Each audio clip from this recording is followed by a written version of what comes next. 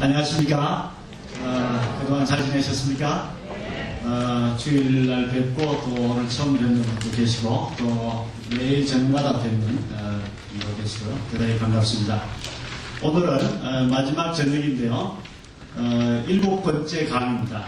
기독교 세계관을 세우는 5단계 방법론이라는 그런 말씀을 좀 전하도록 하겠습니다. 뒤에서 잘 보이십니까? 네. 먼저 요한복음 17장 21절부터 23절에 있는 이 말씀을 한번 같이 읽어보도록 하겠습니다. 제가 이미 찾아놨으니까요. 앞에 글씨가 보이시는 분들은 큰 소리로 한번 읽어주시면 감사하겠습니다. 다 같이 읽겠습니다. 아버지께서 내 안에, 내가 아버지 안에 있는 것 같이 저희도 다 하나가 되어 우리 안에 있게 하사 세상으로 아버지께서 나를 보내신 것을 믿게 하옵소서. 내게 주신 영광을 내가 저희에게 주사오니 이는 우리가 하나가 된 것 같이 저희도 하나가 되게 하려 함이니이다.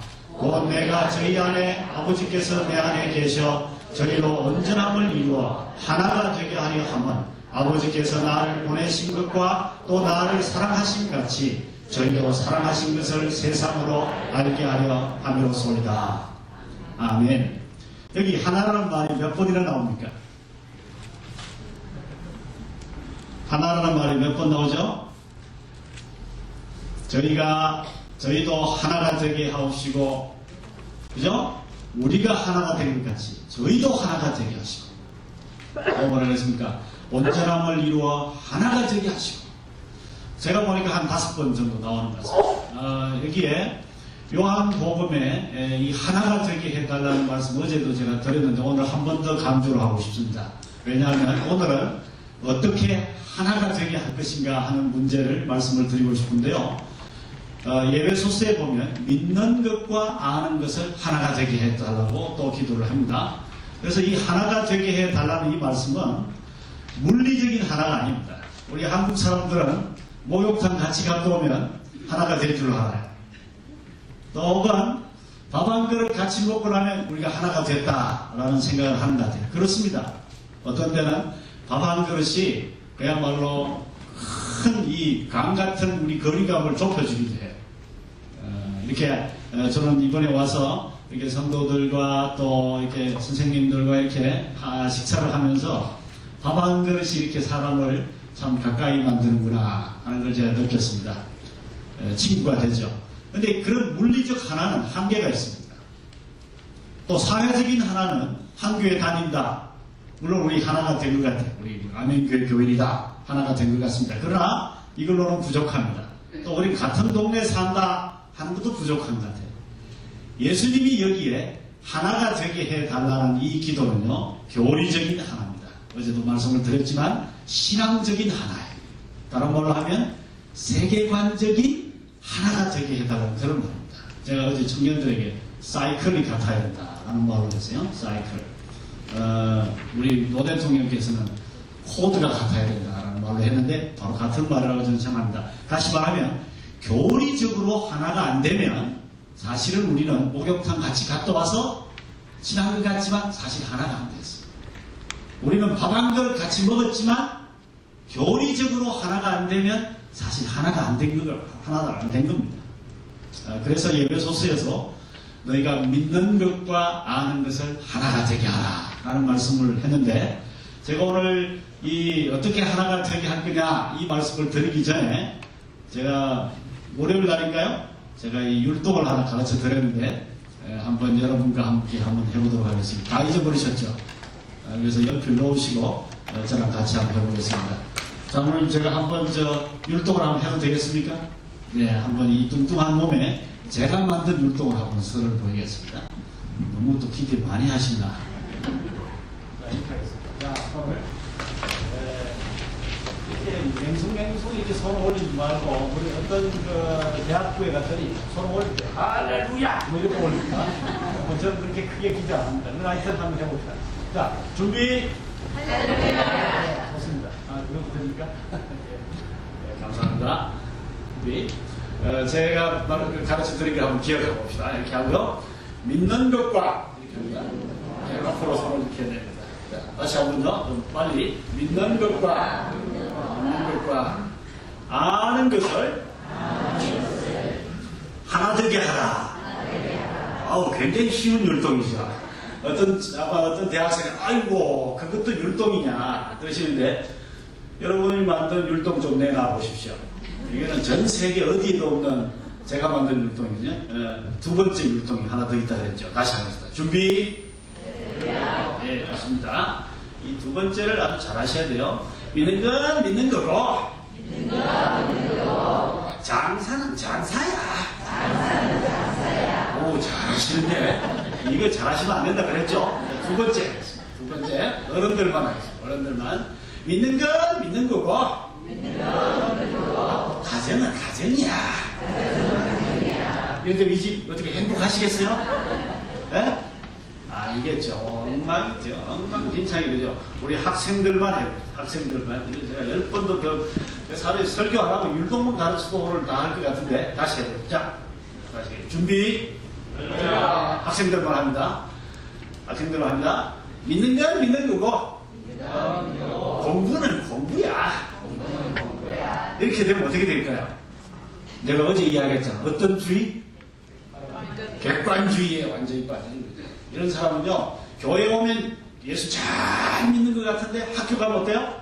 철저하게 인본주의자 내지 낙수주의자 혹은 사회주의자, 자연주의자예요. 이런 학생은 아무리 많아도 힘이 없습니다.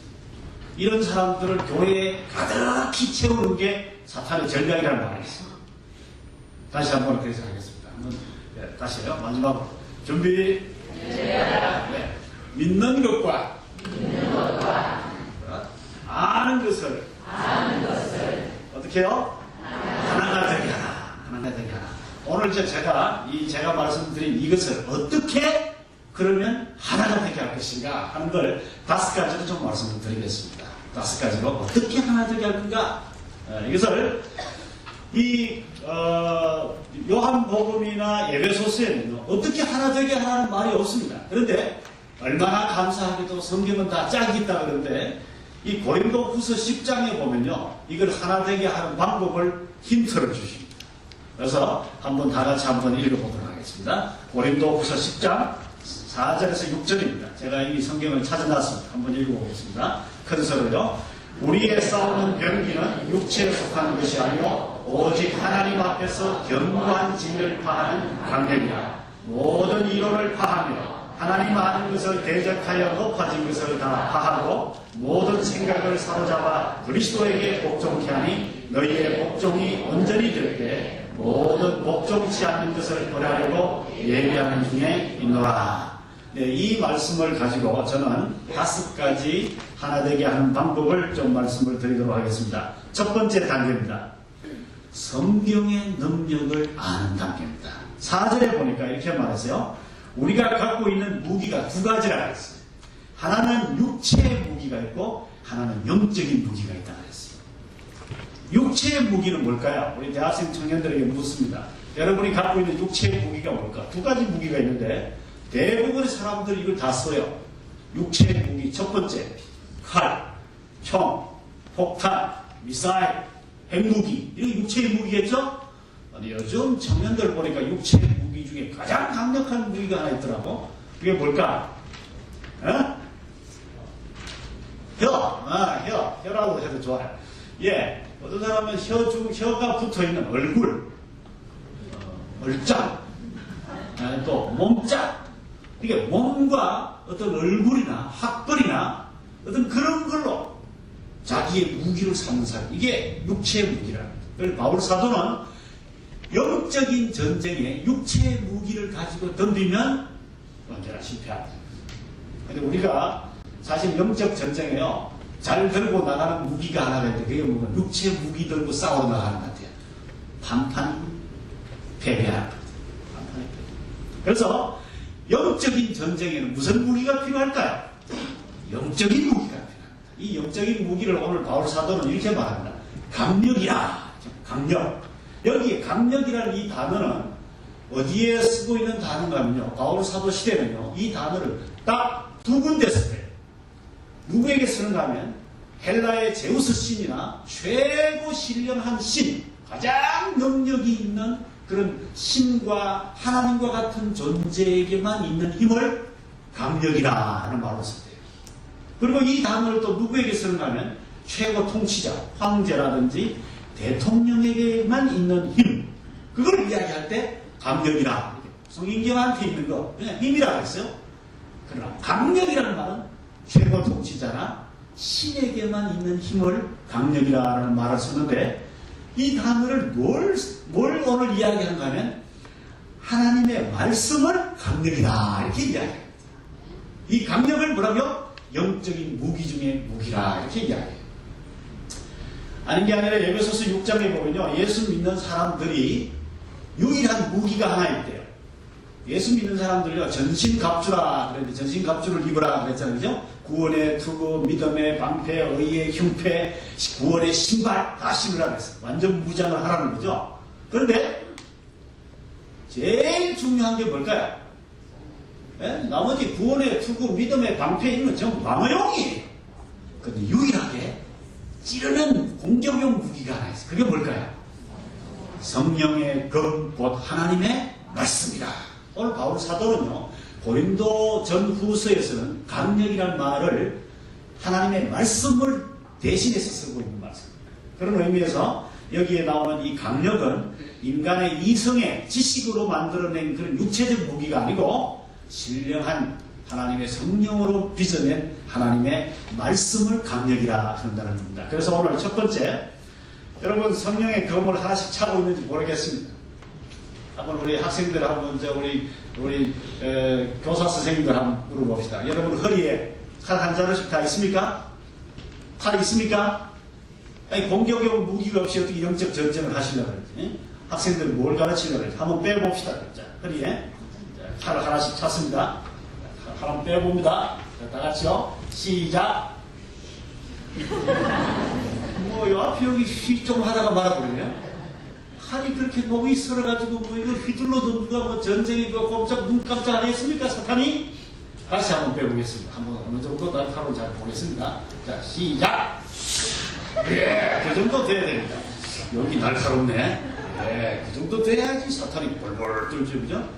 예수님도 40일 금식 기도하시고 난 뒤에 마귀가 시험할 때 가라사대 하고 칼을 뽑았습니다.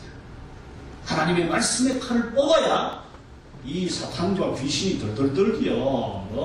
우리가요, 얼짱, 몸짱, 학벌, 돈, 행복이 다 동원해도 사탄은 눈 하나 깜짝 안 해야 합니다. 그래서 오늘 바울 사도가 여기 이제 성경을 가져라. 이게 첫 번째. 그러니까 어떻게 하나 되게 할 거냐? 성경을 우선 알아야지 믿는 것과 아는 것을 하나 되게 할 수 있습니다. 그러니까 성경을 모르고는 기독교적인 세계관을 세울 수 있는 가장 기본적인 준비가 안 된다라는 그런 말씀이에요. 자, 그래서 한번 여러분에게 물어보겠습니다. 이 성경 말씀을 여러분 어떻게 이해하고 계시는지 모르겠네요. 저는 이 세계관을 공부하고 또 예수 믿지 않는 학생들을 위해서 제가 믿는 이 하나님의 말씀을 다음과 같이 5가지 진리라는 개념으로 좀 정리를 해봤습니다. 한번 우리 처음부터 끝까지 한번 읽어볼까요? 다 같이요. 성경은 참 진리다. 성경은 명제적 진리다. 성경은 성경은 현실적 진리다. 성경은 인식 가능한 진리다. 네, 좀 몇 가지 좀 설명이 필요하죠. 여러분, 성경은 참 진리다 하는 말은 무슨 말일까요? 참 진리다. 늘 쓰시는 말씀인데 쉽지 않죠. 참 진리다. truth다. 이건 무슨 말인가 하면요, 성경 말씀은 이게 왜 강력인지 아십니까? 이게 핵무기보다도 더 무서운 무기인지 아십니까? 왜 사탄이 벌벌 떠는지 아십니까? 이 성경 말씀은 단지 구원의 문제에 대해서만 진리를 말씀해 주는 책이 아니고 인생의 모든 문제, 인생의 가장 중요한 문제들에 대해서는 모든 대답을 다 준다는 의미에서 참 진리라 이 말이에요. 정치적인 문제, 경제적인 문제, 우리 가정의 문제, 내 사업에 대한 문제, 내 장래에 대한 문제, 모든 문제에 대해서 바른 대답과 설명을 주기 때문에 이것은 참 진리라 이렇게 이야기합니다. 세상에요, 어떤 종교나 어떤 철학도 이런 진리를 주는 진리는 없습니다. 그러나 하나님의 말씀만은 그런 진리를 준다는 그런 뜻이에요. 두 번째, 명제적 진리란 말은 무슨 말일까요? 세부적인 노하우를 가르쳐주는 진리가 아니란 말이에요. 하나님, 난 누구랑 결혼할까요? 아무리 성경을 열어도 누구랑 결혼하라고 안 가르쳐준다 이 말이에요. 물론 요즘 가끔 우리 교회 안에도 요한이도 많고 모세도 많아가지고 성경 읽어보니까 모세 요한이가 나와서 이거다 할 수 있는지 몰라도요. 여러분이 아무리 여러분 배우자 이름을 넣어서 찾으려고 해도 안 나와요. 왜 그러냐 하면 이렇습니다. 성경은 명제적 진리이기 때문에 원리를 가르쳐줍니다. 결혼에 대해서 성경은 한번 우리 전혀 총각들만 한번 읽어봅시다. 성경은 어떤 명제적 진리를 가르쳐주는지 한번 봅시다. 다 같이요. 첫 번째, 성경은 결혼은 남자와 여자 간에 결혼해야 된다라고 가르쳐줍니다. 왜? 동성애는 안 된다. 두 번째, 시작. 결혼은 한 남자와 한 여자 간에 해야 된다. 왜? 중혼은 안 되기 때문에. 세 번째, 다 같이 시작. 결혼은 하나님을 믿는 사람과 해야 한다. 불신결혼은 안 된다. 성경은 이것만 가르쳐주지. 너희 몇 살 때 어느 예식장에서 누구랑 키가 큰 사람이랑 작은 사람이랑 결혼해라. 성경은 거기에 대해서 말 안 합니다. 이걸 일컬어서 우리는 뭐라고요? 성경은 명제적 진리다. 원리와 원칙을 가르쳐주지 세부적인 걸 안 가르쳐줍니다. 그래서 학생들이 자꾸 세부적인 걸 원해요. 세부적인 걸. 그런데 가끔 세부적인 걸 가르쳐주기도 합니다. 예를 들어서 제가 이런 걸 하나님께 물었습니다. 하나님, 제가 기도하고 싶어 죽겠는데요. 하루에 몇 번씩 기도할까요? 뭐 쉽게 생각하면 되지. 하루에 하고 싶은 만큼 해라. 이러면 되잖아. 근데 저는 어설프게 또 성경을 찾았습니다. 하루에 몇 번씩 기도하는 게 좋을까? 이러다가 다니엘서를 찾으니까 다니엘이 하루에 몇 번씩이요? 3번씩 창문을 열어놓고 기도했더라. 그래서 저도 바보같이 말이죠. 창문을 열어놓고 하루에 3번씩 기도한 적이 있습니다. 이런 건요, 특별 예외 케이스입니다. 성경은 명제적 진리를 가르쳐주지 세부적 진리를 가르쳐주지 않습니다.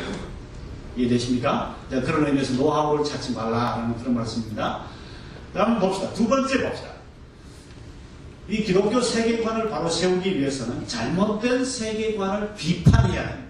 여기 5절을 한번 다시 읽어볼까요? 고린도후서 10장 5절 한번 여러분 성경책 폈으면 한번 보십시오. 이게 5절이 아주 기가 막힌 구절입니다. 저는 이 5절을 발견하고요. 얼마나 기쁘는지 한번 5절을 다시 한번 읽어보겠습니다. 다 같이요. 모든 이론을 파하며 하나님 아는 것을 대적하여 높아진 것을 다 파하고 모든 생각을 사로잡아 그리스도에게 복종케 하라. 이야, 이걸 제가 이 나이가 말이죠. 30살이 넘어가지고 이 구절이 여기 있다는 걸 발견했습니다. 그전에도 제가 성경 여러 번 읽었는데요. 이 구절이 눈에 안 들어왔어요. 나이가 30살이 훨씬 넘어서 이 구절이 여기 있다는 걸 제가 발견했는데 무슨 말이냐면요. 여기에 있는 단어 중에 모든 잘못된 하나님을 대항하여 높아진 이론과 지식과 철학 이런 것들을 다 어떻게 하라고요? 파라라는 그 단어. 제가 이 단어를 찾고요. 얼마나 기뻤는지 그 이유가 여기 있습니다. 여기에 파한다라는 이 단어 때문에 그렇습니다. 파한다는 단어. 제가 어제 이미 설명을 했는데 이 파한다라는 이 단어는요. 완전히 산산조각을 내버린다라는 그런 말입니다. 예를 들어서 어제도 제가 말씀을 드렸는데 여기 교회 성도들이 이렇게 차고 넘쳐가지고 도저히 막 2부 예배, 3부 예배 들어도 안 돼가지고 교회를 차고 짓자 할 때 말이죠. 포플레인 갖고 와서 막 부숩니다. 이제. 대충 부숩니다. 그러면 추럭이 와서 싣고 가는데 디스트로이 한다는 말은요. 대충 부순다는 그런 뜻이에요. 근데 바울 사도는 우리에게 그걸 부탁한 게 아니고 뭘 부탁했는가 하면요. 하나님을 대적하는 나쁜 사상과 이론과 못된 지식과 거짓 신념들은 완전히 돌 위에 돌이 남지 않도록 산산조각을 내버리라는 그런 뜻이에요. 그래서 이걸 약국에서요. 약사님들이 혹시 약사 계세요? 여기도? 아마 들어보시 계실 것 같은데 덩어리 약 있죠? 이렇게 그걸 뭐라 그럴까? 환이라 그럽니까? 이렇게 덩어리 약을 이 전구통에 넣고 말이죠. 어떻게 합니까? 그 박사를 경상도 대구에서 빠싸버린다고요? 네, 빠싸버려요. 그래서 완전히 가루로 만들어버려. 바울 사도가 우리한테 부탁한 게 바로 그겁니다. 자, 다시 묻겠습니다. 뭘로 파산하고요? 뭘로 파산하고요? 하나님의 말씀으로 완전히 전구통일을 넣고 어떻게 해요? 못되고 잘못된 지식과 하나님을 대항한 모든 잘못된 걸 어떻게 하라고요? 박살을 내요. 여러분 한번 물어봅시다. 박살을 내십니까? 아니면 에이 놔둬 가만히 있어 조용히 해 시끄러워 이렇게 합니까? 고린도 교회는요 박살을 내야 될 정도로 심각한 문제가 있었습니다. 심각한 문제가 있었어요. 여러분 고린도 교회가 어떤 교회인지 아세요? 어제 제가 이야기했죠. 플라톤과 아리스토텔레스와 소크라테스의 고향이에요. 그러니까 이 그리스 철학자들이 얼마나 쓰레기 같은 지식들을 많이 이야기했습니까? 저는 플라톤의 이 학문이 지식이요 99%가 쓰레기가 그 중에 1% 물론 진리가 있지만 이런 진리의 토대 위에서 지금 이런 지식이 난무하는 그 나라의 그 땅에 고린도 교회를 세웠어요. 교회 안에 온갖 잡다한 게 다 들어왔겠죠. 그리고 예수님 믿기 전에 뭐 공부했겠어요? 전부 플라톤 지식 다 공부했을 거 아니에요? 그런 사람들이 교회에 들어오니까 교회가 엉망진창이었습니다. 대표적인 문제가 이런 겁니다. 신약 교회에 있는 교회 중에요. 에베소 교회, 고린도 교회, 갈라디아 교회 중에 제일 문제 교회가 무슨 교회죠? 고린도 교회죠. 여기 보세요. 제가 몇 개만 찾아놓은 거예요. 고린도 교회 안에는 자기 엄마를 성폭행한 놈이 있었어요. 물론 이 계모였어요. 성폭행하는 놈이 있었으나 고린도 교회가 그냥 덮어놓고 말하지 마. 징계도 없고 치기도 없었어요. 고린도 교회 안에서는 화당이 있었어요. 여기는 베드로 파라, 게바 파라, 여기는 또 뭐 바울 파라, 저기는 또 아볼로 파라, 전부 조각조각이 다 났어요. 파벌주의가 생겼어요. 저 뒤에 누구는 우리는 그리스도파다. 그래서 교회가 산산조각이 나요. 그래도 어느 누구도 그런 스쿨 아시죠? 아테네 스쿨, 플라톤 스쿨 이런 것이 어떤 그 파벌이 조성이 되는데도 그걸 어느 누구도 잘못됐다고 말하는 사람이 없었어요. 또 고린도 교회 안에는 은사 논쟁이 있었습니다. 잘 가르치는 은사가 좋은 은사냐? 방언의 은사가 좋은 은사냐? 섬기는 은사가 좋은 은사냐? 청소하는 은사가 더 높은 은사냐? 가르치는 은사가 더 높은 은사냐? 막 자기들끼리 막 싸웠습니다. 그래서 뭐 예언하는 은사가 제일 좋다. 방언하는 은사가 제일 좋다. 자기들끼리 막 싸워가지고 우리 예언하는 사람들끼리 모여라. 그래서 우리는 1등 크리스천이고 쟤들은 청소를 하고 또 그다음에 봉사하고 섬기고 하니까 2등 크리스천. 그래서 고린도 교회 안에 문제가 있어. 은사가 돼. 그 밖에 고린도 교회 안에는 동성애자들도 있었고 고린도 교회 안에는 온갖 문제가 있다. 그래서 이 바울 사도가 뭐라 그런가 하면 이런 모든 것들은 다 뭐라 그래요? 하나님을 대항하여 뭐라고요? 높아진 잘못된 가치관이라 잘못된 세계관들이라는 거죠. 그걸 어떻게 하라 그럽니까? 오늘 어떻게 하라고요? 박살을 내라. 박살을. 근데 박살을 낼 때요 세 가지 방법. 박살을 낼 때 세 가지 방법이에요. 이 박살을 잘못 내면요 교회 분란했어요. 오히려 첫째 이렇습니다. 박살을 낼 때 가만히 침묵하는 사람. 이것을 무대결주의자. No confrontation. 아무런 말도 안 하는 거죠. 이건 뭐 박살을 내는 게 아닙니다 사실. 그러나 이것도 하나의 방법이에요. 두 번째는 이 사람은요 할 말을 잘 합니다. 그런데 사랑이 없이 할 말을 해요. 사랑이 없이 말을 해요. 사랑이 없이 대결만 하는 이 사람도 곤란한 거죠. 바울 사도는 우리들에게 뭘 부탁하냐면 사랑으로 할 말을 하라. 한번 찾아보겠습니다. 에베소서 4장 15절. 에베소서 4장 15절. 아마 이건 여러분이 오래 예수님 믿으신 분들은 저보다 훨씬 더 잘 아실 거예요. 에베소서 4장 15절. 우리 성경 번역을 좀 고치기 위해서 제가 이걸 찾아야 된다. 에베소서 4장 15절. 한번 보겠습니다. 다 같이 읽어볼까요? 에베소서 4장 15절 시작. 오직 사랑 안에서 참된 것을 하여. 여기까지만 합시다. 다시 한번 읽겠습니다. 시작. 오직 사랑 안에서 참된 것을 하여. 이거 무슨 말인지 모르겠죠? 혹시 영어 성경 갖고 있는 분 있습니까? 영어 성경 이렇게 되어 있습니다. Speaking the truth with love. 뭘 말하라 그랬어요? 진리를 말하되 사랑으로 말하라. 여기 참된 것을 하라라는 말은 진리를 말하라 이런 말이에요. 진리를 말하되 사랑으로 말하라. 저는 여러분에게 부탁합니다. 대결을 하되 박살을 내되 사랑으로 박살내라. 이건 보통 어려운 게 아니죠. 그래서 박살내기 전에 12번도 더 생각해봐야 돼.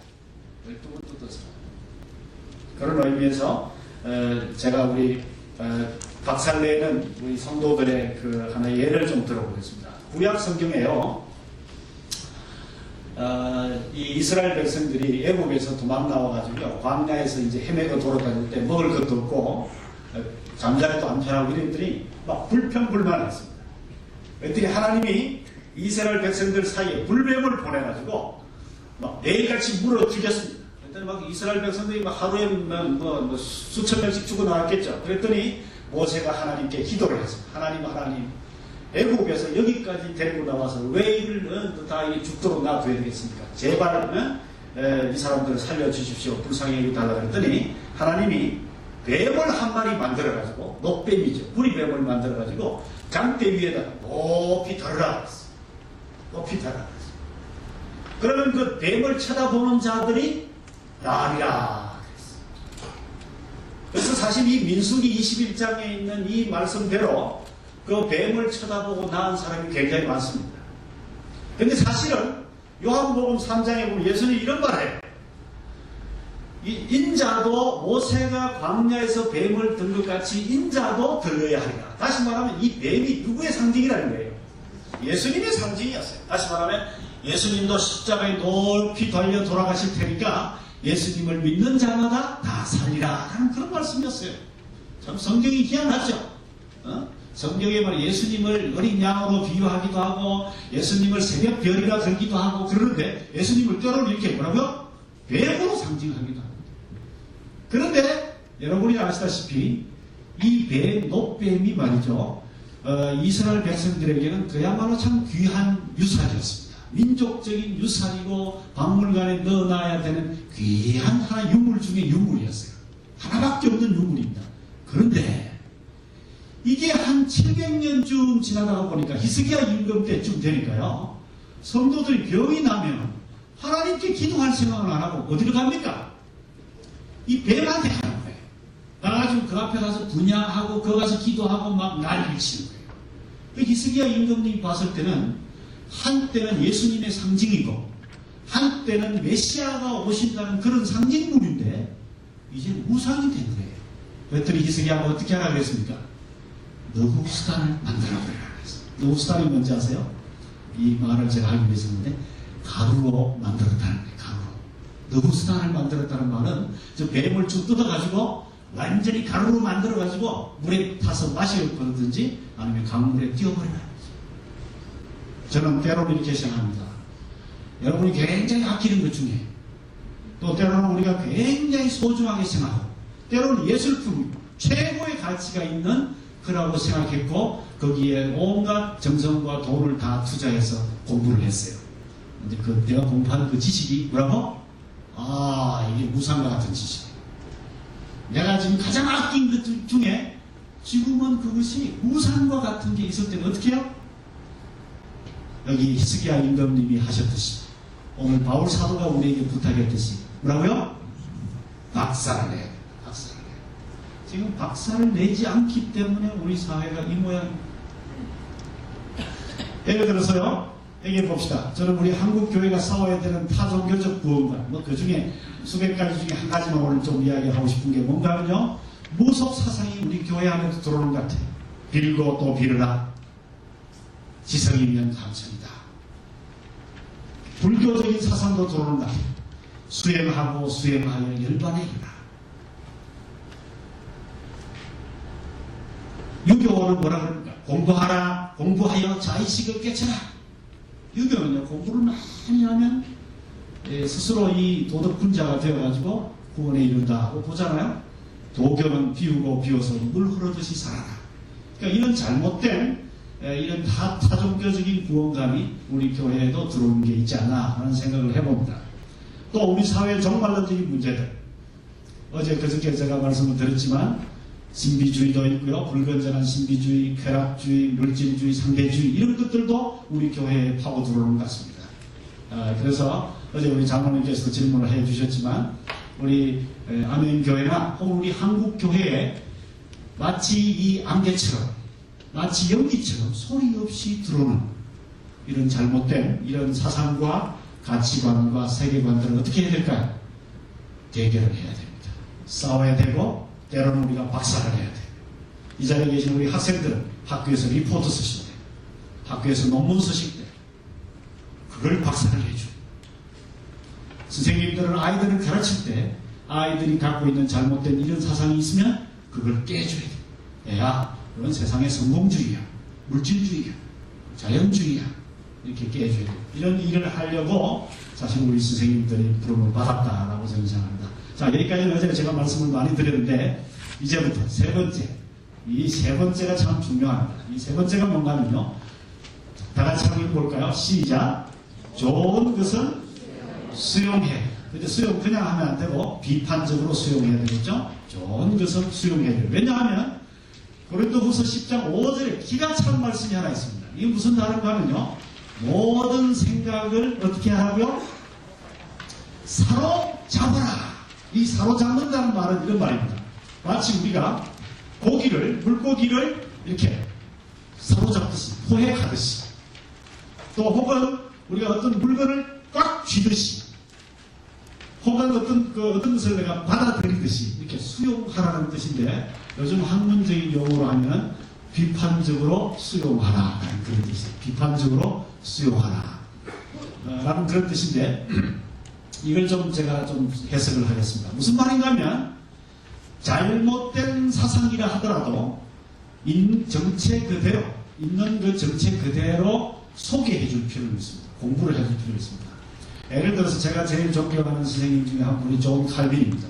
이 존 칼빈 선생님은요, 종교 개혁을 하고 난 후에 제네바에다가 제네바 대학교를 세웠습니다.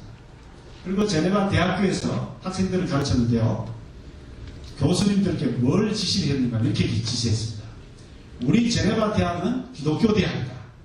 그러나 우리 제네바 대학에서는 학생들에게 학문을 가르칠 때 기독교적으로 꼭꼭 식은 지식만 가르치는 게 아니라 플라톤의 지식 같으면 플라톤의 지식을 있는 그대로 학생들에게 정확하게 가르쳐주라. 그리고 나중에 비판해라. 이렇게 이야기했어요. 그래서 제네바 대학에서는요, 플라톤의 학문을 있는 그대로 가르쳤어요. 세네카의 여러 가지 그 주석들을, 세네카의 학문을 있는 그대로 가르쳤습니다. 세네카 주석을 쓴 사람이 바로 존 칼빈이.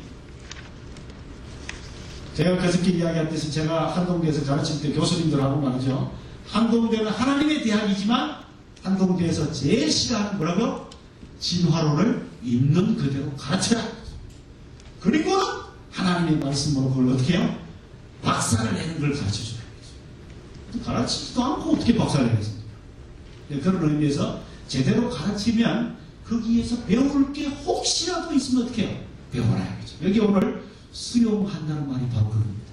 수용한다는 말. 저는 길게 설명을 하지 말아야 될 텐데 간단히 설명할게요. 여기 심리학 전공하시는 우리 전사님도 계시다는 이야기를 듣고 감사했는데, 저는요, 제가 이 대학생 청년들을 상담하기 위해서 심리학을 조금 몇 페이지 좀 읽어봤습니다. 읽어봤더니 그 중에 제일 유명한 사람이 프로이드라는 사람. 저는 프로이드 책을 읽고 내린 결론은 99%가 쓰레기다 했고, 근데 그 중에 1%가 진리예요. 진리가 있는데 어떤 게 진리가, 제가 읽고 놀란 게 있습니다. 이게 뭔가 하면 항공기 트레이닝이랍니다. 항공기 트레이닝. 무슨 말인지 아십니까? 항공기 트레이닝, 쉬운 말로 하는데 아이들 오줌똥 가리기 훈련을 말합니다. 몇 살 때 합니까? 우리 부인들께서 몇 살 때 합니까? 예? 3살요? 요즘 3살까지 갑니까? 1살부터 합니까? 네, 1살, 2살 때 하죠. 그런데 프로이드가 뭐라 그러냐면요, 항공기 트레이닝을 부모의 욕심 때문에 너무 일찍 시작하거나 너무 무리하게 하면은 그 아이의 성격 형성에 문제가 생깁니다. 장애가 됩니다. 맞습니까? 전사님? 이거 끄떡끄떡 하시는 거 보니까 아마 제가요 대학생 청년들 가르치다 보면 이런 아이가 있습니다. 어디 남의 집에 가서 화장실 볼을 못 봐요. 자기 혼자 깔끔해요. 왜 그런지 아세요? 엄마가요 조금 똥을 요만큼 넣으면 기저귀 또 갈아줍니다. 오줌 요만큼 조금 넣었는데 또 이 기저귀 갈아줘요. 그래가지고 너무 아이를 깔끔하게 막 깔끔을 뜬다 그러면 너무 우리가 너무 어떤 때는 막 사탕을 줘가지고 이제 이 유혹 작전하기도 하고 어떤 때는 막 때려가면서도 하기도 해가지고 오줌똥을 빨리 갑니다. 그리고 무리하게 하면 그 아이의 성격이 비뚤어져서 나중에 어디 다른 사람들하고 어울리지도 못하고요. 어디 다른 사람들하고 어디 가서 뒤물지도 못하고. 그래서 저희 집에 오는 학생들 보면 어떤 애들은요. 그런 문제 때문에 공동생활을 못하고 결국 집에 돌아갑니다. 왜냐하면 자기 집에 가면 지 혼자 살고 지 혼자 마음대로 쓰고 지 혼자 다른 사람들하고 어울리지 못하고. 이런 아이들은 누가 책임이 있는가 가만히 그 뿌리를 찾아보면 엄마가 말이죠. 오줌똥 갈 때 너무 맹훈련을 했든지 아니면 자기 아들, 딸 똑똑하다는 걸 증명하기 위해서 말이죠. 너무 일찍 했든지 이런 문제가 생긴다라는 걸 누가 이야기했어요? 프로이드가. 그 프로이드 누굽니까? 기독교의 가장 해가 되는 사람 중에 한 사람. 서양 기독교를 말아먹은 사람이 3명이 있는데 그 중에 한 사람. 칼 막스, 찰스 다윈, 그 다음 누구? 지금은 더 프로이드. 그 3사람 중에 한 사람인데 그 사람한테도 배울 게 있다 이 말이죠. 한번 따라갑시다. 도둑놈한테도 배울 게 있다. 뭐 배울 게 있다고 했으면 그거지? 예, 민첩함을 배울 게 있다. 이단한테도 배울 게 있다. 뭘요? 열심을 배우고. 다시 말하면요. 어떤 사람도 100% 하나도 배울 게 없는 사람은 아무도 없습니다. 그 사람한테 한 개는 배울 게 있어요. 한 개. 그것은요. 누구의 진리인가는 하나님의 진리입니다. 다 같이 한번 따라하겠습니다. 모든 진리는 하나님의 진리다. 예, 그것을 이단이 발견했던 비기독교인이 발견했던 예수를 반대한 사람이 발견했던 진리를 발견한 사람이면 그건 집게 아니고 누구 거예요? 하나님 거예요. 2 더하기 2는 누가 발견했을까요? 몰라요. 피타고라스가 발견했는지 누가 발견했는지 모르지만 우리는 그 발견한 사람이 진리를 발견했다 이렇게 믿습니다. 맞습니까? 네, 그런 의미에서 누가 발견을 했든지 진리를 발견한 게 있으면 우리는 어떻게 해요? 수용을 해야 된다. 제가 예를 하나 드리겠습니다. 비판적 수용의 예입니다. 혹시 이걸 뭐라 그런지 아시죠? 구약 성경에 보면 이걸 뭐라 그래요? 받아라. 받아라고 왜 붙였는가 하면요. 워낙 이 물그릇이 크기 때문에 이 솔로몬 성전 앞에 놓았던 물통입니다. 물통인데 직경이 10m쯤 되니까 어디쯤 될까? 10m 되면 여기서 어디까지 될까요? 저 지금까지는 안 되겠죠? 하여튼 이 교회 반 이상이 되는 큰 물통입니다. 근데 이거 뭘로 만들었을까요? 솔로몬 성전 앞에 돌로? 예? 예, 주물로 만들었습니다. 주물. 쇠라고 해주세요. 주물. 여기 주물이 어디 있습니까? 주물이 혹시 어디 있는지 장로님들 중에 누가 이야기 좀. 이것도 주물이네. 그죠? 예, 이런 주물로 만든 이런 주물. 근데 이걸 누가 이런 걸 만들라 그러면 이게 디자이너가 하나님이십니다. 하나님이 이걸 만들라 그러는데 돌로 만들어라, 시멘트로 만들어라가 아니고 뭘로 만들어요? 주물로 새로 만들어야 했어요. 그런데요, 이스라엘 백성들 중에는 다 뒤져도 요런 거 하나 만들 재주가 있는 사람은 있지만 이렇게 큰 걸 만들어낼 재주가 있는 사람은 한 사람도 없었어요. 미안하게도요, 바로가 400년 동안 이스라엘 백성들을 종살이 시키면서요, 안 가르친 기술이 없습니다. 성전 짓고 성막 짓는데 필요한 모든 기술 다 가르쳤어요. 이 바로가. 예를 들어서 천으로 짜는 모든 기술 다 배웠어. 목공 기술, 나무로 하는 거 다 배웠어. 그래서 법궤도 만들었습니다. 그 밖에 모든 기술을 다 배웠으나 주물로 뭘 만드는 기술은 절대 가르쳐 준 적이 없습니다. 왜요? 만약에 이 쇠를 만드는 기술을 가르쳐주면 뭘 만들까요? 무기를 만들겠죠. 그래서 바로가 안 가르쳐줬습니다. 그래서 이 솔로몬이 성전을 지으려고 보니까요, 이걸 만들어낸 기술자가 없는 거예요. 기술자가 없는 거예요. 그런데 어떻게 하나님이 그걸 만들어 그러는데, 그래서 솔로몬이 말이죠, 음과 금을 마차에 싣고 저 북방민족 예수 믿지 않는 두로, 히라 이런 그 예수 믿지 않는 사람한테 가서 금을 퍼다 주고 뭘 사옵니까? 이걸 만들 줄 아는 기술자를 데리고 기술자를 사와요. 기술자를 사오니까 와서 하는 말이 이겁니다. 너희 나라에 차력이 어디냐? 이스라엘 백성들 자기 나라에 차력이 어디 있는지도 몰랐어.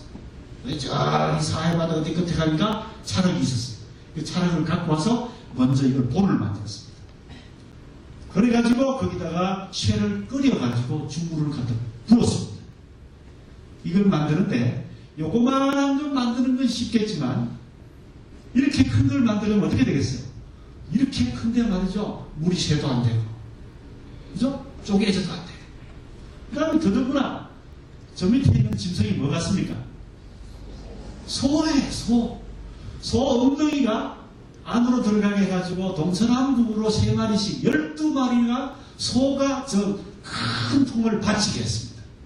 혹시 아멘교회 성도님들께 한번 묻겠어요. 어떤 조각가가요, 아멘교회 앞에다가 소 한 마리를 좀 조각해서 세우겠다 이러면 나 받아주시겠습니까? 안 받아주시겠습니까? 절대로 못 받아주겠죠. 어떤 분 도끼 갖고 가서 깨버릴지 모르겠어요. 근데 하나님은 솔로몬 성전 앞에 소 몇 마리요? 한 마리요? 12마리. 제가 설명을 다 못하지만요, 솔로몬 성전 맞은편에 솔로몬의 궁전이 있었는데 솔로몬 궁전에는요 사자가 12마리도 이렇게 서 있었습니다. 사자가 12마리. 계단마다 6마리죠. 자, 제가 핵심만 말씀드리겠습니다. 이스라엘 백성들 중에 이걸 만들 기술이 없으니까 이스라엘 백성이 아닌 하나님을 모르는 사람들한테 가서 뭘 빌려와요? 기술을 빌려와서 하나님의 영광을 위해서 이 물통을 만들었습니다. 그리고 그 물을 떠서 제사장들이 예배드리러 들어가기 전에 손을 씻고 들어갔어요. 손을 씻고 들어갔어요. 그것처럼 우리는 우리한테 기술이 없으면 누구한테 빌려야 되겠습니까? 예수를 믿지 않는 사람들한테 빌려야 됩니다. 제가 보니까 이미 여러분 다 빌리고 있어요. 응? 여기 앞에 앉은 우리 학생한테 물어보자. 이름이 뭐라 하더라? 해주는 위에 옷을 아주 이쁜 거 입었는데 이랜드 겁니까? 이랜드 것도 아닌데 왜 입었어요? 네?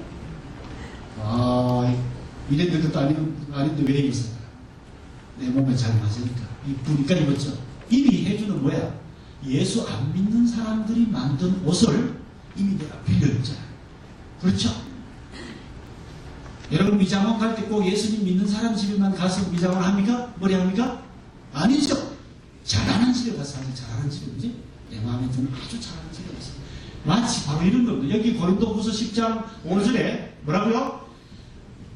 모든 이론을 사로잡으라 라는 말은 어떤 말인가 하면은 그 사람들이 예수를 안 믿더라도 진짜 좋은 기술이 있으면 배워라. 진짜 좋은 진리가 있으면 받아들이라. 그것을 오늘 이 바울 사도가 우리들에게 그걸 가르쳐 줍니다. 자, 그러면 저는 비판적인 수용의 다른 예를 간단하게 설명하겠습니다. 한국 교회는요, 이미 새벽 기도라는 걸 이미 우리는 배웠습니다. 전 세계의 새벽 기도는 우리 한국 교회밖에 없는데, 예수님도 물론 새벽 기도 하셨지만 이 새벽 기도를 우리는 불교인들이나 다른 종교인들로부터 우리는 배웠다고 봅니다. 저는 아주 개혁적으로 잘 이것을 성화시켰다 이렇게 봅니다. 그 다음에 바울 사도는 예수 믿지 않는 사람들이 쓰는 단어들, 그런 걸 많이 받아들였습니다. 복음이란 말도 그렇고요. 복음이란 말은 이런 말입니다. 아홉시 유스 하고 똑같은 말이에요. 전쟁에서 싸우던 군사가 전쟁에서 이기면요, 그 파발이 뛰어와가지고 좋은 소식을 전해줬어요. 그것을 굿뉴스. 그게 복음, 마태 복음, 누가 복음한테 그 복음은 사실은 절명이 절명. 군사가 내가 전쟁에서 이겼다라는 그 승리의 소식을 일컬어서 복음이라고 했는데 그 단어를 우리가 마태복음 이렇게 쓰는 거잖아요.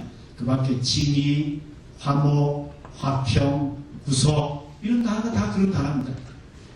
제가 말씀을 정리하겠습니다. 우리는 예수 믿지 않는 사람들이 발견한 지혜와 지식과 기술과 여러 가지 이런 것들을 진리이면은 받아쓸 수 있는데, 왜냐하면은 그것이 그 사람께 아니라 사실 누구 거예요? 하나님 겁니다. 하나님 겁니다. 다시 한번 따라하겠습니다. 이게 아무리 큰 소리를 쳐도 이게 다 못하겠는데, 모든 진리는 하나님의 진리다. 그러니까 그 불신자가 깨달은 지식과 기술이지만 사실은 누가 주신 지혜? 하나님이 주신 지혜. 존 칼빈 선생이 이런 말까지 했습니다. 플라톤에게서 아무것도 배울 게 없다고 말하는 자는 플라톤을 모독하는 게 아니라 성령님을 모독하는 것이다. 그랬어요. 와, 이게 무슨 말일까요? 플라톤은 비록 하나님을 안 믿었지만 플라톤이 공부할 수 있도록 지혜를 주신 분도 하나님이시고 성령님이시고, 플라톤에게 건강과 공부할 수 있는 모든 육체적인 조건을 주신 것도 성령 하나님이시고, 그렇기 때문에 우리가 어떤 사람 보고 말이죠. 우리 학교에서 가르치는 교수님 예수님 안 믿는다고, 저 교수님한테 배울 게 하나도 없어, 이렇게 말하면 뭐라고요? 사실 성령님을 모독하고, 예수 믿지 않는 우리 무슨 황무석 교수한테 말이죠. 저 황무석 교수 예수 안 믿으니까 저 사람한테 배울 게 없어, 이럴 수 없어요. 어떤 사람으로부터도 우리는 한 가지 이상은 배울 수 있습니다. 왜냐? 하나님이 그를 사랑하시기 때문에. 네, 하나님이 그에게도 진리를 주시기 때문에 그렇습니다. 자, 네 번째, 다섯 번째는 빨리 좀 지나가겠습니다. 네 번째, 기독교적인 사상 체계를 세워야 됩니다. 왜냐하면 여기 5절에 보니까 모든 생각을 그리스도에게 복종시켜라 그랬는데, 이 말은 각 분야의 기독교적인 사상 체계를 세우라는 말이에요. 기독교 정치관, 기독교 기업관, 기독교 가정관입니다. 그래서 우리 이 자리에 계신 우리 선생님들께 부탁합니다. 한 사람의 목사가 정치도 하고 기업도 하고 가정도 이야기하고 이런 거 다 할 수 있겠습니까? 못하잖아요. 그럼 누가 해야 되겠습니까? 우리 학생들, 우리 평신도 여러분께서 각 분야에서 하나님의 영광과 하나님의 능력을 나타내도록 그렇게 해야 됩니다. 예를 하나 드리겠습니다. 제가 원리 설명은 충분히 했기 때문에 예를 많이 들게요. 여기 보세요. 구약의 대제사장이 멋있는 가운을 하나 입었습니다. 혹시 아세요? 이 가운의 설계자가, 이 디자이너가 누군지? 누가 디자인했습니까? 하나님 예술가, 타고난 예술가예요. 하나님이 디자인을 해서 오홀리압과 이건 누구지? 내가 기억이 안 나는데 누구죠? 이 구약의 이 기술자들에게 하나님이 이 옷을 지으라 그랬어요. 안에 속옷은 흰색을 입혔습니다. 흰색이죠. 치마 같은 게 이제 속옷입니다. 그 안에는 뭘 입으라고 성경은 침묵하고 있습니다. 그 다음에 그 밖에는 청색 옷을 입었습니다. 그 위에다가 조끼 같은 에봇을 입었습니다. 옷을 잘 입고 머리를 머리를 잘 안 다듬으면요, 우선 아무리 잘 입어도 이게 티가 안 납니다. 그래서 하나님이 머리에 뭐 씌웠어요? 대제사장 머리에 모자를 하나 씌웠습니다. 그리고는 그 모자 앞에다가 배지까지 달아줬습니다. 혹시 성경을 많이 읽으신 분은 그 배지에 이름이 있는 걸 아시죠? 뭐라고 배지 이름을 썼죠? 누구든지. 주일학교 선생님, 유치부 선생님 중에 윤영부, 중등부, 고등부 선생님. 예? 여학계 성격 맞습니다. 무슨 부서입니까? 중등부 선생님. 어제 중등부 선생님. 역시 중등부 선생님들 실력이 있는데 많이 왔네. 예, 여기다가 여학계 성결이라는 배지를 써서 붙이고 다녔습니다. 하나님이 이런 디자인을 하는 거죠. 제가 오늘 설명하려는 이겁니다. 그런데 가슴에 흉패를 붙여라 그랬는데 12보석을 붙였습니다. 혹시 우리 여성도님들께 묻겠습니다. 이 보석 이름이 뭔지 다 아세요? 네? 어떤 보석들을 붙였는지 아십니까? 12지파를 상징하는 보석 12개를 붙이고 제사장이 모든 이스라엘 12지파를 가슴에 품고 하나님 앞에 나아가서 기도하고 사죄를 하는 그런 그 대언적인 그런 구속적인 그 상징이 있는데요. 12가지 이 보석이 있는데요. 스불론 지파는 홍옥, 이사갈 지파는 황옥, 유다 지파는 록주옥, 갓 지파는 다이아몬드, 시몬 지파는 에메랄드, 루벤 지파는 사파이어, 베냐민 지파는 리기오, 뭐 등등등등. 단 지파는 자스퍼. 이런 12가지 보석을 갖고 가슴에 품고 이렇게 가서 이렇게 하나님께 제사를 드렸는데요. 제가 이제 말씀드리는 이겁니다. 여기 화가도 계시고 디자이너도 있다는 걸 제가 이야기 들었어요. 그런데 어떤 강남교회라고 하는 노량진에 있는 어느 교회 제가 설교를 하러 갔더니요. 이렇게 천장이 하나 생겼어요. 근데 그 천장에다가 이 12보석을 그 색깔을 살려가지고 현대적인 색깔로 이렇게 만들어냈습니다. 지금 이 불을 끄면요. 이게 얼마나 아름다운지 모르는데 제 컴퓨터에는요. 기가 막히게 아름다운 색깔로 이 천장을 장식했어요.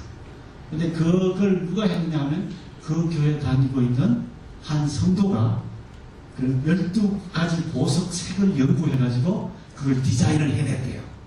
저는 여러분들에게 그걸 부탁드리고 싶은 거예요. 뭘 부탁드리고 싶은가 하면 이것도 참 아름답네요. 이 누가 설계를 하시는지 모르겠는데 바로 이와 같이 아름다운 작품을 만들어내는 것은 건축가나 조각가나 미술가나 예술가가 하듯이 밥을 잘 하시는 분들은 밥을 그렇게 맛있게 만들고 멋있게 만들어 달라는 거예요. 옷을 만드시는 분은 그렇게 패션을 그렇게 잘해달라고. 머리를 헤어스타일을 가꾸는 분은 헤어스타일을 그렇게 잘해달라는 거예요. 공부를 하시는 분들은 공부를 그렇게 잘해주시기 바랍니다. 그렇게 해서 각각 자기 분야에서 자기가 할 수 있는 일을 최선을 다해서 잘 해주셔야지 하나님의 나라가 튼튼하게 자랍니다. 이게 왕성해진다는 말이죠. 모든 사람이 다 선교사가 되면 어떻게 하겠습니까? 바우사다가 말했듯이. 모든 사람이 다 전도자가 되면 어떻게 하겠습니까? 어떤 사람은 우리 몸에 손가락이듯이, 어떤 사람은 화가가 되고, 어떤 사람은 글 쓰는 사람이 되고, 어떤 사람은 경찰이 되고, 어떤 사람은 청소부가 되고, 그죠? 어떤 사람은 암기부 요원이 되고, 이래야지 나라가 튼튼해진단 말이죠. 그런 것처럼 각 분야에서 일할 수 있는 학생들을 키워주시기를 간절히 부탁드립니다. 여기 하나 예를 들어보겠습니다. 솔로몬 성전에, 이걸 좀 써야 되겠네요. 봅시다. 이 솔로몬 성전이라 합시다. 이 솔로몬 성전에 이렇게 솔로몬이 하나님의 명령대로 기둥을 하나 딱 세웠어요. 이렇게 기둥을. 여기 보세요. 저 기둥은, 미안합니다. 여기 자동이 꺼지네요. 미안합니다. 딱 저 뒤에 있는 저 기둥은요, 일을 하고 있잖아요. 맞습니까? 저 기둥은 일을 열심히 하고 있는데, 혹시 이름이 있습니까? 없습니까? 이름 없죠. 솔로몬 성전에 있는 이 기둥은요, 이름도 없는데 이게 일도 안 하는데 이름을 붙여줬어요. 여기 보세요. 가만히 밖에 있잖아요. 기둥에 뭐 힘을 받치는 것도 아니고 지붕을 받치는 것도 아니고 몰고 있잖아요. 그죠? 다시 말해 장식품이란 말이죠. 장식품인데 이 기둥에 이름을 지었습니다. 혹시 여러분 아시는 기둥 이름? 보아스와 또 오야기 오예 대단하신 실력들이시네. 하명교 대단하시네. 어느 쪽이 보아스고 어느 쪽이 야긴인지 저도 모르겠어요. 어느 쪽이 야긴이고 어느 쪽이 보아스죠? 예? 아마 좌편 것은 뭐 보아스 아니면 우편 것은 야긴이라고 하여튼 이름을 붙였죠. 이걸 보아스, 저걸 야긴 이렇게 붙였단 말이죠. 이렇게 이걸 만들었는데요. 이 건축 양식이요. 바벨론으로 수출이 됩니다. 바벨론으로. 솔로몬이 만들었던 그 건축 양식이 바벨론으로 수출이 되는 거죠. 왜? 솔로몬이 성전을 지었는데 수백 년 후에 바벨론의 느부갓네살 임금 이런 사람들이 와서 기둥만 남겨놓고 다 뜯어갔어. 그리고는 자기 나라에 가서 솔로몬 성전에 있는 기둥보다 더 잘 만들어야지. 그러고는요 바벨론에 맛있는 기둥들을 만들어냈다는 거예요. 그런데 그놈이 나중에 말이죠 그리스 사람들이 무슨 전쟁을 통해서 영화도 나왔잖아요. 무슨 전쟁? 트로이 전쟁. 트로이 동물 같잖아요. 트로이 전쟁 이런 걸 통해서요 이 그리스 사람들이 바벨론을 지배했습니다. 바벨론에서 뭘 수출해 갔을까요? 뭘 수입해 갔을까요? 기둥 만드는 양식을 수입해 간 거예요. 그리스에서 유행했더니 그것을 어디까지 다 부족했어요? 프랑스와 영국까지 다 수출됐습니다. 그리고는 한국까지 이게 왔습니다. 한국까지 왔어요. 한국까지. 우리나라에 제일 먼저 수입된 것은 우리나라 어디죠? 서울에 덕수궁 안에 있는 뭐죠? 우리나라 개화기 때 그 임금이 사는 그 자리에 이런 기둥, 둥근 기둥으로 집을 하나 지었습니다. 우리나라까지 왔습니다. 제가 여기서 말씀드리는 게 뭔지 아시겠어요? 지금 대부분의 우리가 갖고 있는 지식과 대부분의 우리가 갖고 있는 이 모든 것들은요, 서양 사람들이 만들었거나 외국 사람들이 다 만든 거예요. 컴퓨터. 이 껍데기는 제 컴퓨터는 삼성인데 안에 소프트웨어는 전부 미국 사람 겁니다. 윈도우스. 다 미국 사람이 만든 거예요. 그래서 컴퓨터 하나 사면 미국의 로열티로 수십만 원 갑니다. 자동. 여기 있는 프로젝트. 제가 이 보니까 지금 뭐예요? 샤프는 어느 나라 제죠? 일본 겁니다. 일본 거. 이 마이크는 제가 어느 나라 건지 모르겠습니다. 이 마이크, 제닉스인데, 이게 어느 나라 겁니까?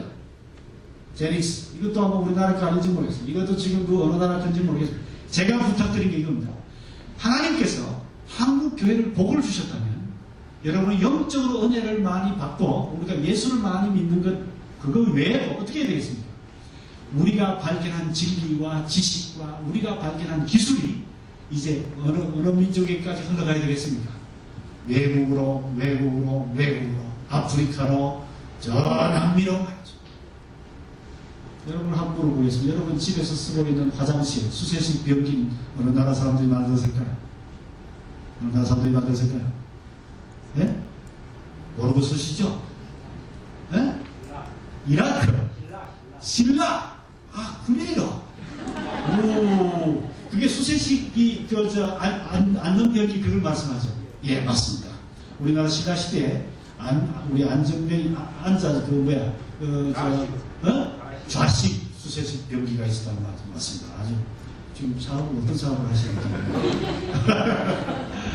근데 좌변기는 누가 만들었어요? 좌변기 영국 사람.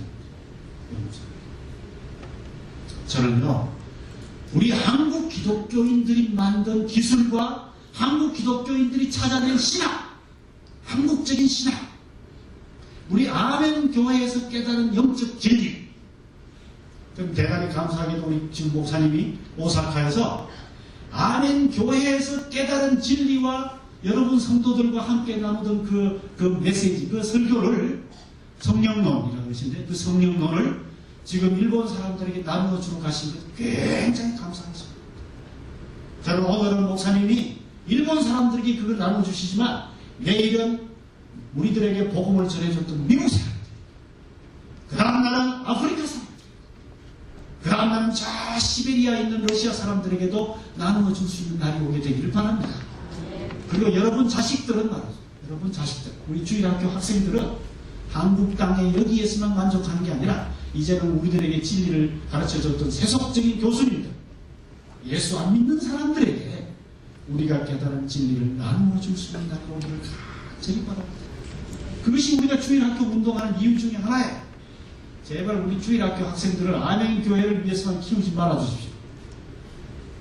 우리 주일학교 학생들은 이 교회에서 믿음이 자라서 어디까지 가야 될까요? 자, 구석구석 세상에 한번 따라하죠. 제 구호 중에 하나, 청년들 가르치는 비법 중에 하나는 다시 한번 따라하죠. 가장 죄 많은 나라에 가장 죄 많은 곳에 내 자식을 보내자. 여러분, 우리나라에 제일 죄가 많은데 어디 갔습니까? 죄가 제일 많은데. 네? 죄가 제일 많은데 어디 같아요? 청와대에 갔습니까? 그러면 청와대로 좀 보냅시다. 이 자식들을 비서관으로 보내시든지, 물러요? 대통령으로 보내든지, 청와대에 비서관으로 보내도 좋고, 물러요? 대통령, 아멘교회에서 대통령 하나 나오면 좋잖아. 아멘 소리 안 하네. 예, 죄만 보세요. 저희 아이들 자랑을 합니다. 저희 아들은요, 아빠한테, 제한테 그랬어요. 아빠, 우리나라에 그 아빠 이론대로 제일 죄가 많은 데가 어딥니까? 그랬잖아. 야, 아빠는 참 제일 하고 싶은 게 있는데 그걸 못했단다. 뭐냐? 그래서 제가 내가 참 제일 하고 싶은 게 정치인데 내 성격은 굉장히 내성적이고 제가 앞에 서니까 굉장히 외향적이가 좀 내성적이에요. 알고 보면요. 그래도 부끄러움이 많아요. 근데 아빠는 정치를 참 좀 해보고 싶었다. 왜? 우리나라가 이게 말이지 정치에 붙잡혀가지고 세계적인 나라가 될 수 있는데 지금 말이죠. 그걸 길을 못 피운다. 제일 더럽고 추하고 부정이 많고 부패하고.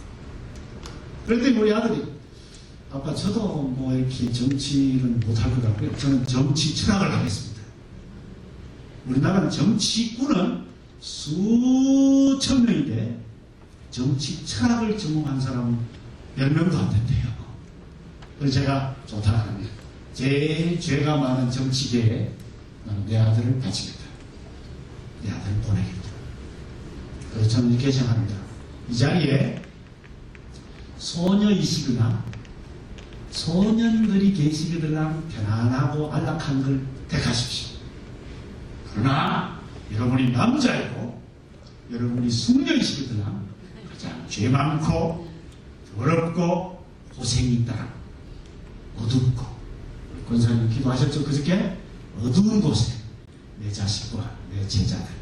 네? 그래서 제 제자들 중에는요, 제 제자들 중에는 왕기부에도 가 있고요, 정치계에도 가 있고, 별학교일 때 제일 죄가 많은데 많이 가 있습니다.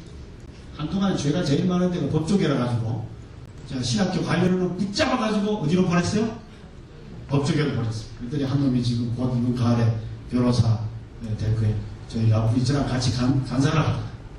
그래서 어떤 학생은 지금 영화 비평가가 됐습니다. 영화 비평가. 그래서 저는 그런 학생들을 여기서 많이 키워주시길 바랍니다. 그 중에 한 사람이 사람 렘브란트. 어제 제가 설명했죠? 미술계, 흉악한 미술계에 돌을 던져서 화물을 일으킨 이 렘브란트. 또 누구죠? 이 누굽니까? 핸델. 할렐루야, 할렐루야. 그 작곡을 한 핸델. 그 할렐루야 같은 사람. 우리 음악가들 많이 그런 사람들이 나와주기를 바랍니다. 저는 언젠가요, 다른 나라의 교회에 앉아가지고 우리나라 민요풍으로 된 찬양을 멈춰지도 한번 부르고 싶어요. 앤더스 이런 곡 있잖아요. 예수님이 좋은 걸 어떡하나요? 이런 노래 있잖아요. 박동진 장로님이 노래했던 그런 노래. 그런데 미국 맨하탄에 말이죠. 제일 큰 교회에서 말이죠. 한번 부르시는 날이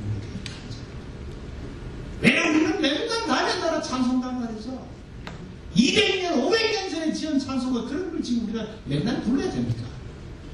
우리나라 노래 미국의 한복판에서 불러볼 수 없을까요? 그러려면요, 그런 꿈을 가지고 있는 학생들에게 제발 좀 자금도 대주고요, 여러분이 돈을 벌어가지고 그런 학생들에게 너 가서 공부하고 와라, 이게 좀 해줘야 돼. 그런 말이요, 투자하지 않고 어떻게 그런 거라고 했어요. 이번에는 참 제가 여기 있는 동안에 기쁜 일이 있었던데, 우리 야구팀이 뭐라고요? 와, 미국을 심장부에 가서 미국을 이겼잖아. 그렇죠? 저 우리 한국교회 우리 믿음의 청년들이 야구가 아니라 이번에 뭐예요? 음악, 미술, 정치, 경제, 철학, 그죠? 디자인, 이런 걸로 그런 날이 와야 된다. 그런 날이. 그래서 저는 주일학교 우리 선생님들이 중요하다고 봅니다. 저는 설악산에서 산골 자격이 있지만 우리 자식들은 그렇게 세상으로 보내고 싶은 게 꿈 중에 하나예요. 자, 마지막, 우리 지금 9시 다 됐는데 마지막으로 세계관대로 순종하려고 노력합시다. 이것이 마지막입니다. 우리 6절 성경 한번 읽어볼까요? 고린도후서 6장, 고린도후서 10장 6절. 6절, 제가 너무 길게 설명한 것 같은데 6절 다 같이 한번 읽어보겠습니다. 시작. 너희의 복종이 온전히 될 때 모든 복종치 않는 것을 벌하려고 예비하는 중이니라. 그러니까 우리의 복종이 순종이 안 되면요, 우리가 순종하지 않으면은 오히려 우리가 벌을 받는다는 거죠. 그래서 저는 순종이 제사보다 낫다는 얘기를 말씀을 드리고 싶습니다. 제가 여기 사진들이 있는데요, 이 사람들은요, 제가 존경하는 사람들입니다. 이게 한번 보십시오. 떼국물이 줄줄 흐르죠. 아이들 한번 보세요, 저기. 우리 산골짜기 있는 아이들입니다. 산골짜기 있는 아이들인데요.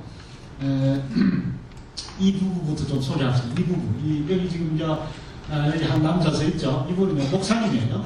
이 목사님이고 사모님이 이 사람 둥둥하게 아주. 그런데 이 부부가 아들 셋을 낳았어. 여기 지금 한 놈, 두 놈, 뭐까지인가? 셋을 낳았어. 셋을. 산골짜기에서 아예 셋 낳아가지고 지금 열심히 지금 키우고 있습니다. 저는 얘들이 20년 후에는 나라를 움직이리라, 나라를 들치리라 봅니다.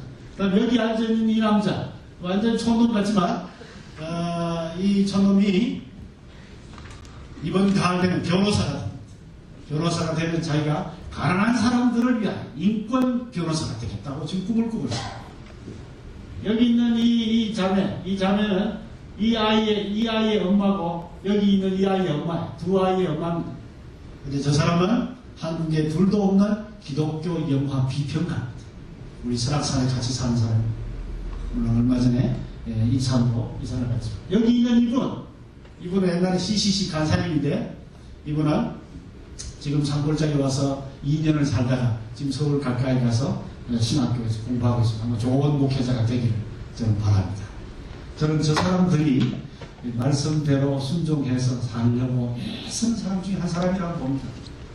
제가 뭐 카메라가 있었으면 여러분 좀 찍어가지고 여러분도 좀 제가 좀 올려놓겠습니다. 여러분 올려놓고 말씀대로 순종하는 사람들을 좀 자랑하고 싶어요. 여기 있는 사람들도 마찬가지예요. 좀 자랑을 하겠습니다. 여기 있는 분은 돈을 벌어가지고 저희 라브리의 집을 사주신 분, 자기 사재를 10억을 들었습니다. 그 다음 여기 있는 분은 역사학을 한평생 가르칩니다. 여기는 이제 국제결혼하신 이 두 분이고, 이분은 이롬 라이프 생식을 만들어가지고 국민의 건강을 증진하는 황성주 박사. 여기 오른쪽에 있는 사람은 교회 갱신위원회 위원장입니다. 이번에 조용진 목사님을 단독 면담해서 3년 후에 은퇴하시겠지요라고 약속을 받아낸 장본인 저 사람입니다. 저는 이런 사람들이 하나님의 말씀대로 살려고 애를 쓴 사람들을 여러분들 중에도 여러분도 그 뒤에 있다고 저는 봅니다. 여러분들 그 뒤에 여기 우리 라브리 가족들, 우리 뭐 교육 지침 좀 설명을 드리고 싶었는데 한번 그냥 보십시오. 아이들은 타고난 인격체입니다. 자, 그래서 이제 말씀을 뵙겠습니다. 무슨 말씀으로 제가 말씀을 뵙고 싶은가 하면요, 어떻게 하나되게 할 것이냐, 하나되게 하는 방법을 제가 5가지 이렇게 말씀을 드렸습니다. 5가지 말씀을 드렸는데 우리 한번 따라 읽고 마칠까요? 다 같이 시작. 성경의 능력을 알아야 합니다. 둘째, 잘못된 세계관을 비판해야 합니다. 세 번째, 좋은 것을 수용해야 합니다. 네 번째, 통합적인 체계를 세워야 합니다. 다섯 번째, 세계관대로 살려고 노력해야 한다. 예, 그래서 마지막으로 말씀드리고 싶은 건요, 베드로전서 1장 13절에 보면 이런 말씀이 있습니다. 너희가 마음의 허리를 동이라 라는 말이 있는데요, 이걸 영어 성경으로 보면 이런 말입니다. Prepare your minds for action 이라는 말인데, 영적 전쟁을 위해서 너희 마음의 허리를 동이라 라는 말인데, 마음의 허리가 어딜까요? 배의 허리는 어디입니까? 여기 배허리입니다. 저는 배허리에 여기 허리띠를 하나 찼습니다. 근데 마음의 허리띠는 어딜까요? 마음의 허리띠 여기, 마음의 허리띠 여기라는 분이 있는데, 바울 사도가 여기 쓰고 있는 단어를 보니까 마음의 허리띠는 어디 가면 여기입니다. 다시 말하면 성경적인 세계관과 가치관으로 무장하라 이 말이에요. 왜? 말세가 되어서 영적 전쟁이 우리 앞에 있는데, 이 영적 전쟁에서 승리하려면 뭐가 좋아야 된다고요? 마음의 허리띠를 매야 된다. 마음의 허리띠를 매야 된다. 우리 여기 우리 중학교 선생님 오셨는데 혹시 허리벨트 맸습니까? 확실히 맸습니까? 한번 일어서 보실래요? 허리띠 맸습니까? 허리띠 전설한 가죽 허리띠 매셨네. 근데 요즘은요, 아십니까? 중학생, 고등학생들이 허리띠 안 매는 거예요. 몰랐어요? 이번 주에 한번 조사해 보십시오. 요즘 바지들이요, 다 청바지, 진 이런 거기 때문에 허리띠 안 매도 안 내려가요. 그 다음에 주걱도 어디에다 걸치고 다닙니까? 지뼈에다 걸치고 다니는 게 유행이기 때문에 허리띠 이게 아무도 없어요. 저는요 허리띠 없이는 이 정도 충분히 들 수 있다고. 그 다음에 지사님 좀 나오고 주시죠. 네. 허리띠를 한번 푸시고 허리띠를 한번 빼시고 허리띠를 한번 빼시고 허리띠를 한번 빼보시고 네.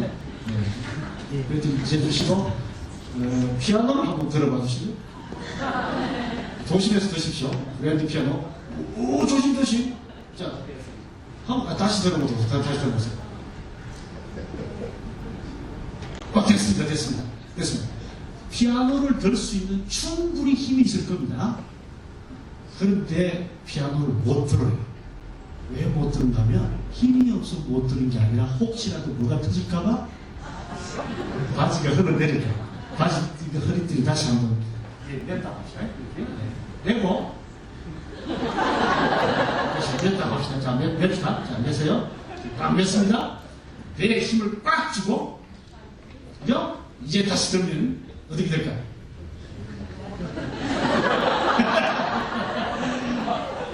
피아노는 들지만 이거 한번 들어봐주세요. 그죠? 오, 예, 좋습니다. 박수 한번 쳐주시죠.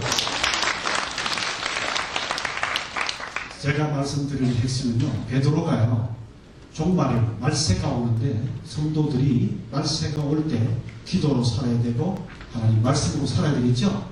그런데 베드로가 뭘 부탁하는가 하면요, 기도해라, 말씀을 읽으라 하지만 이렇게 말합니다. 마음의 허리띠를 메라. 마음의 허리띠가 뭔지 아세요? 기독교적인 세계관, 기독교적인 가치관으로 무장을 해라. 그 허리띠를 단단히 메라. 그렇지 않으면 영적 전쟁에서 실패합니다. 제가 이걸 어느 정도 강조해야지 제가 하고 싶은 만큼 좀 할까요? 성령께서 여러분 가슴 속에 말해주기를 바랍니다. 그래서 벨트를 매실 때마다 생각을 하십시오. 뭔 생각을 해요? 이 허리띠만 매야 될 게 아니라 뭘 매야 된다고요? 사실은 마음의 허리띠를 매야 된다. 그래서 벨트를 안 매실 때는 내가 이 벨트를 안 맸다 이 정도가 아니고 뭐예요? 내가 마음의 허리띠를 매야 된다. 성경적인 가치관, 성경적인 세계관, 그걸로 내가 무장하고 있나? 그걸 무장 안 하면 베드로가 경고했듯이 영적 전쟁에 내가 실패합니다. 예, 여기까지 말씀을 전하겠습니다. 목사님 나오셔서 강구하시고 마치겠습니다.